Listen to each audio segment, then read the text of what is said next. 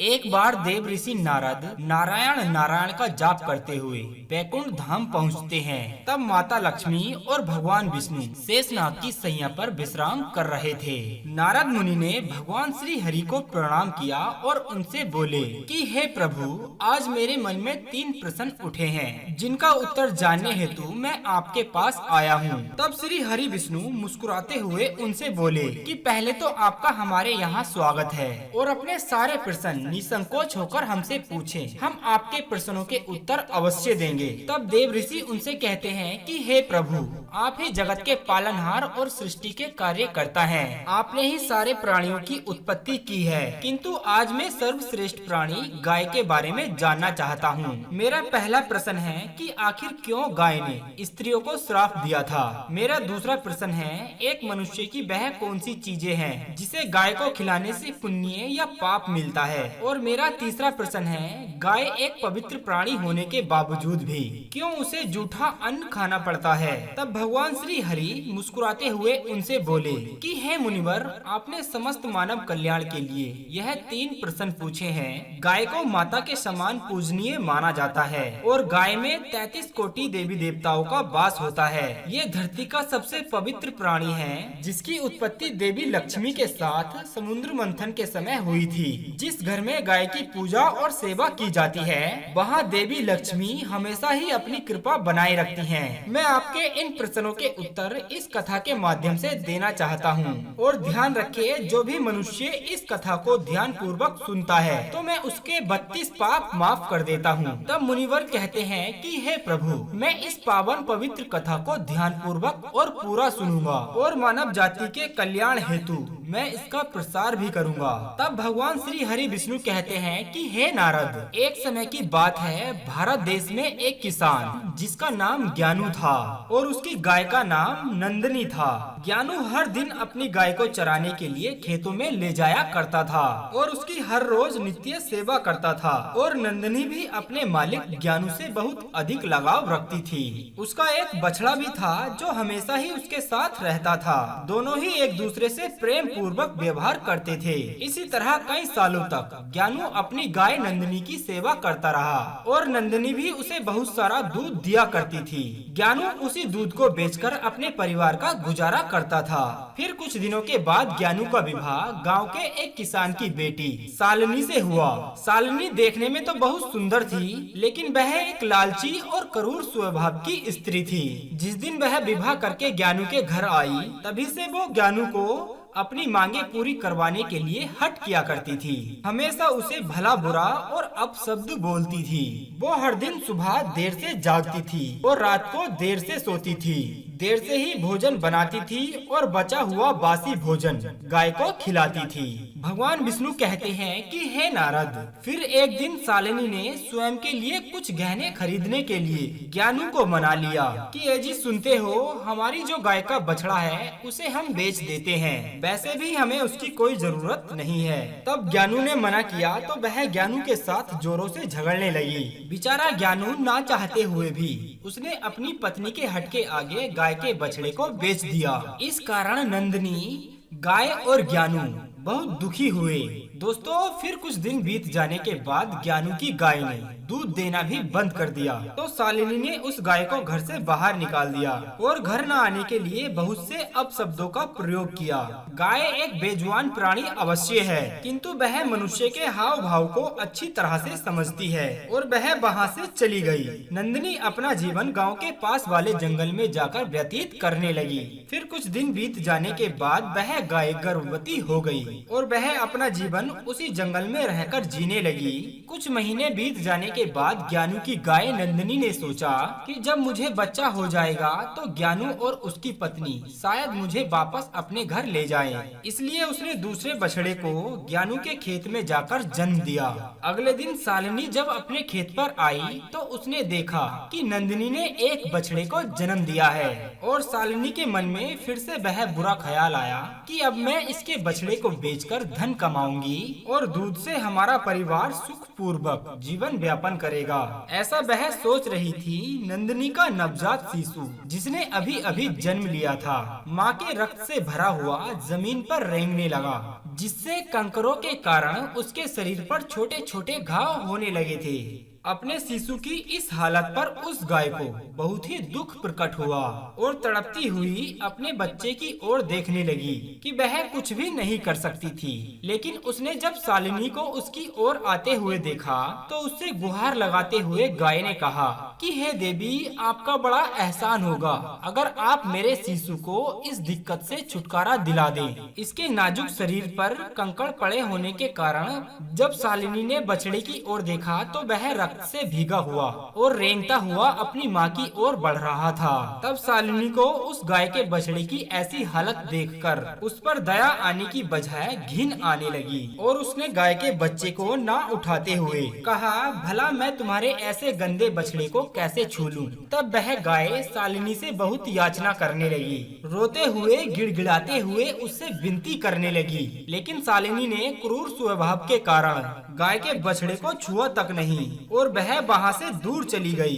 गाय उससे बार बार विनती करती रही, किंतु शालिनी ने उसकी बातों पर बिल्कुल भी ध्यान नहीं दिया। तब गाय ने भगवान को प्रार्थना करते हुए गुहार लगाई और उससे कहने लगी कि हे प्रभु, क्यों आप मेरे इस बछड़े को इतनी भयंकर सजा दे रहे हो? आखिर हमने ऐसा कौन सा महापाप किया है जिस कारण से हमें अपने बच्चे को ऐसे तड़पता हुआ देखना पड़ता है? गाय की ऐसी करुण पुकार सुनकर स्वयं श्री कृष्ण भगवान वहाँ पर पधारे और उन्होंने गाय सहित समस्त प्राणी को आशीर्वाद दिया कि उनके बच्चे जन्म लेने के बाद तुरंत ही चलने लगेंगे, जिस कारण वे अपनी माता के आसपास रहने लगेंगे। भगवान विष्णु नारद मुनि से कहते हैं कि हे नारद, श्री कृष्ण गाय को ऐसा आशीर्वाद देकर वहाँ से अंतर्ध्यान हो गए। किंतु थोड़ी ही देर के बाद जब शालिनी उस गाय के पास वापस आई तो उसे उसकी आंखों पर विश्वास नहीं हुआ। गाय का बच्चा खड़ा हुआ था तो उसने गाय के बच्चे को हल्का सा धक्का देकर जमीन पर गिरा दिया। जब गाय ने शालिनी की इस घिनौनी हरकत को देखा तो उसे बड़ा ही क्रोध आया। तो उसने समस्त संसार, देवी देवता, हवा, वायु और वृक्षों को साक्षी मानते हुए शालिनी को श्राप दे दिया और कहा कि हे दुष्ट स्त्री, आज तुमने अपनी क्रूरता की सभी हदें पार कर दी हैं। मैं आज समस्त संसार को साक्षी मानते हुए तुम्हें और समस्त मानव जाति को ये श्राप देती हूँ कि जब भी तुम्हारा बच्चा पैदा होगा तो उसे चलने के लिए सहारे की जरूरत पड़ेगी और तुम्हारे बच्चे को चलने के लिए लगभग 1 वर्ष का समय लगेगा। तब भगवान विष्णु कहते हैं कि हे नारद, तुम्हारे पहले प्रश्न का उत्तर गाय के इसी श्राप के कारण मनुष्यों के बच्चे को चलने के लिए किसी के सहारे की जरूरत पड़ती है और ठीक से चलने के लिए मनुष्य के शिशु को 1 वर्ष तक का समय लगता है। जब शालिनी संध्या के समय अपने घर वापस आ रही थी तब उस गाय के श्राप के कारण तूफान और वर्षा होने लगी और तेज तेज बिजलियां गरजने लगी। तब शालिनी तेज वर्षा के कारण सहारे के लिए एक वृक्ष के नीचे दुबक गई थी, किंतु नियति के खेल ने उसी पेड़ पर आकाश बिजली गिरा दी। उसी कारण से शालिनी की मृत्यु हो गई। शालिनी की आत्मा को लेकर यमदूत उसे यमराज के दरबार में हाजिर हो गए और चित्रगुप्त ने उस स्त्री का लेखा झोंका देखा। तब सभी उसके कर्मों को देखकर हैरान हो गए। यमराज ने शालिनी के गुनाहों को जानना चाहा। तब चित्रगुप्त बोले कि हे महाराज, इस स्त्री ने कभी अपने पति का आदर सम्मान नहीं किया है। हमेशा देर से उठना और निवस्त्र होकर स्नान करना तथा इस स्त्री ने अपने पूरे जीवन में कभी भी पूजा पाठ नहीं की है। इसके पापों को गिनाते हुए हमें आज का पूरा दिन लग जाएगा। और इसने सबसे बड़ा महापाप तो ये किया है कि इसने गाय को हर रोज जूठा और बासी ही भोजन कराया है जो कीड़े और वर्मी भी ना खा सके। साथ ही इसने एक गाय के नवजात शिशु की मदद तक नहीं की है। दोस्तों, तब धर्मराज बोले कि इस स्त्री को कुंभी पाप नरक में डालकर तल दिया जाए। उसके बाद इसे जहरीली बैतरणी नदी में डाल दिया जाए और इस स्त्री को 16 नरकों की सजा दी जाए। तब भगवान श्री हरि विष्णु कहते हैं कि हे नारद, यमदूत उस स्त्री को इन सारे प्रकार के नरकों में डाल देते हैं और उसकी आत्मा को बहुत पीड़ा देते हैं। ये सिलसिला पूरे 1 वर्ष तक चला रहा। जब उसकी सारी सजाएं पूरी हो गयी, फिर धर्मराज ने उस स्त्री को गाय को हमेशा से जूठा और सड़ा हुआ भोजन कराने के लिए उसे सुअर की योनि में जन्म लेकर हमेशा कीचड़ में रहने का और दुर्गंध युक्त भोजन खाने का आशीर्वाद दिया। भगवान श्री हरि कहते हैं, जो भी स्त्री या पुरुष गाय को जूठा या सड़ा हुआ अन्न खिलाते हैं, उन्हें अवश्य ही नरक में जाना पड़ता है और कई प्रकार के कष्ट भोगने पड़ते हैं। हे मुनिराज, अब मैं आपको बताता हूँ कि क्यों गाय को जूठा अन्न खाना पड़ा था। ये बात सतयुग की है, जब माता पार्वती और भगवान शिव समुद्र के किनारे विहार के लिए गए थे। तब शिव जी के मन में शरारत करने की सूझी। उन्होंने पार्वती से कहा कि हे देवी, मुझे अचानक आवश्यक काम से जाना पड़ रहा है, मैं कार्य पूरा करके अभी आता हूँ, तब आप मेरी यहीं प्रतीक्षा करें। दरअसल शिव जी माता पार्वती को परेशान करना चाहते थे। इसी तरह से शाम हो गई और उस दिन शिवरात्रि भी थी। जब रात होने तक शिव जी ना लौटे, तब माता पार्वती ने तट पर ही रेत के एक शिवलिंग का निर्माण किया। तब आसपास उपलब्ध पूजन सामग्री से रात भर शिव जी का निर्जला उपवास किया। शिव जी सूक्ष्म रूप में वहीं पर उपस्थित थे और हर गतिविधि के साक्षी थे। सुबह होने के बाद पार्वती ने रेत के शिवलिंग और पूजा की सभी सामग्रियों को समुद्र में विसर्जन कर दिया। इसके थोड़ी ही देर बाद भगवान शिव वहाँ प्रकट हो गए और उनसे बोलने लगे कि देवी पार्वती, आपने कल शिवरात्रि थी, मेरी पूजा नहीं की। तब माता पार्वती ने कहा कि मैंने पूजा अर्चना की है और अभी सारी सामग्री समुद्र में प्रवाहित की है। शिव जी अभी भी पार्वती के साथ ठिठोले करना चाहते थे। उन्होंने कहा कि हे देवी, मुझे तो पूजा का कोई चिन्ह नहीं नजर आ रहा है। अगर आपने पूजा की है तो मुझे इसका परिणाम दीजिए। अब पार्वती भी समझ चुकी थी कि भगवान शिव उन्हें सताने की कोशिश कर रहे हैं, क्योंकि जो जगत की हर घटना का साक्षी है, उसे परिणाम की क्या आवश्यकता है।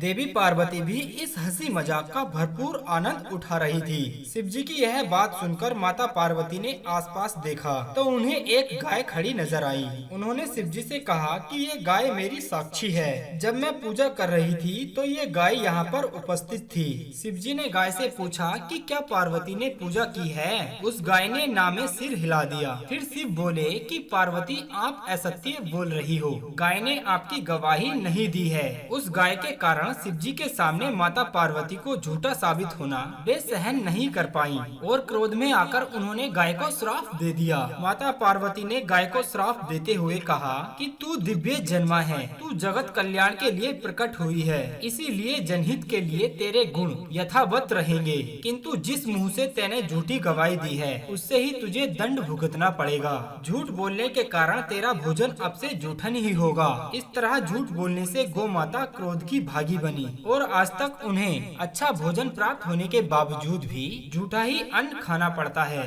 भगवान विष्णु कहते हैं कि हे नारद, अब मैं आपको गाय के विषय में बहुत जरूरी जानकारी देता हूँ। अक्सर मनुष्य गाय से पुण्य पाने के लिए उनका व्रत करते हैं, उपवास करते हैं, किंतु उन्हें एक गाय को ये चीजें भूलकर भी नहीं खिलानी चाहिए। द्वार पर आई गाय को कभी भी बिना रोटी खुलाए ना भेजे। गौ माता को रोटी और ताजी हरी घास खिलानी चाहिए और हर दिन हमारी रसोई में पहली रोटी गौ माता के नाम की ही बनती है, इसलिए उस रोटी को प्यार से गौ माता को खिला देना चाहिए। गाय को रोटी खिलाने से हमें बहुत पुण्य मिलता है। गाय को कभी भी सड़ा गला भोजन नहीं खिलाना चाहिए। भूख लगने पर गाय वह भोजन खा तो लेती है, लेकिन उसका गलत परिणाम पड़ता है, जिस कारण हमारे घर में नकारात्मक शक्तियाँ आती है। गाय एक शाकाहारी पशु होती है, जिस कारण कभी भी गाय को मांसाहार खिलाने की कोशिश नहीं करनी चाहिए। ऐसा करना महापाप होता है, जिसके कारण हमें लगातार परेशानियों का सामना करना पड़ता है। गाय को प्रतिदिन रोटी और घास खिलाने से लाभ होता है और पितृ दोष से भी मुक्ति मिलती है।